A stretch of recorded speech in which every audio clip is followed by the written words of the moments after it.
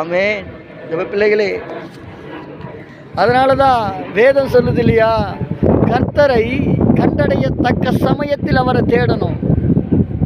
அவர் நமக்காக காத்து கொண்டிருக்கிறார். எப்போது என் பிள்ளை எனக்கு முன்பாக வந்து முழங்கால் படியிடுவான், அவன் மேலே என் கையை வச்சு நான் ஆசீர்வதித்து இந்த உலகத்தில் எடுத்து பயன்படுத்துகிற ஒரு பாத்திரமாய் அவனை நான் முன்குறித்து வைத்திருக்கிறேனே. தேவ பிள்ளைகளே, தாவீதை கர்த்தர் முன்குறித்தார். அவருடைய திட்டத்தை நிறைவேற்றி ஆசீர்வதித்து உயர்த்தினார்.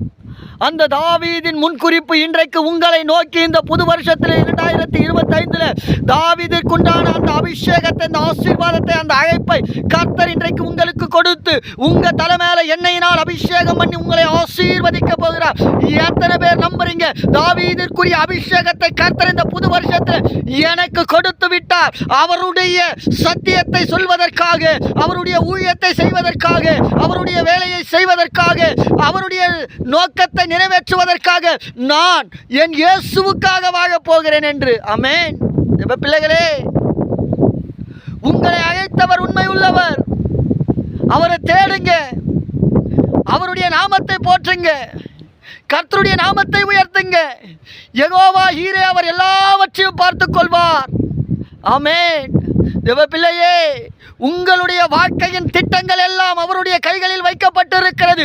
எந்த நேரத்தில் எந்த ஆசீர்வாதத்தை கொடுக்க வேண்டும் என்று அவர் ஆராய்ந்து அறிந்து வைத்திருக்கிறார். அதனாலதான் வேதம் சொல்லுகிறது, தேவரீர் நீர் சகலத்தையும் செய்ய வல்லவர், நீர் செய்ய நினைத்தது தடைபடாது என்பதை அறிந்திருக்கிறேன் என்று யோபு சொல்லி இருக்கிறார். தேவ பிள்ளையே, உங்களுக்கு என்ன செய்யணும், எது செய்யணும், எப்போ ஆசீர்வாதத்தை கொடுக்கணும்னு அப்பாவுக்கு தெரியும். அவரை தேடுங்க போதும், அவரை துதிங்க போதும், அவரை நம்புங்க போதும். எத்தனை பேர் இந்த நாளில் ஆமேன் சொல்ல போறீங்க? ஏசப்பாவை நம்புவேன், அவரை துதிப்பேன், அவரை கனம் பண்ணுவேன் என்று. தேவ பிள்ளைகளே, உண்மையும் உத்தமத்தோடு ஆண்டவரோடு கூட நீங்கள் ஐக்கியப்பட்டு உன்னதமான இயேசுவுக்குள்ள ஒரு உறுதியான வாழ்க்கையை, ஒரு ஆசீர்வாதமான வாழ்க்கையை வாழுங்க. கர்த்தரே உங்களுக்கு எல்லாமுமானவராக இருந்து உங்களை ஆசீர்வதித்து உயர்த்துவார். நீங்கள் இன்றைக்கி பார்க்கலாம், நான் இந்த மலை மேலே வந்து ஜெபிக்கிற இடம், இந்த இடத்துல பூஜைகள் செய்யப்படும் இல்லை. இங்கே ஒரு கல் தூண் நிற்கப்பட்டிருக்கிறது பாருங்கள்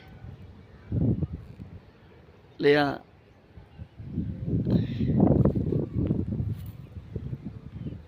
ஆமாம், அந்த தூண் இங்கே பூஜை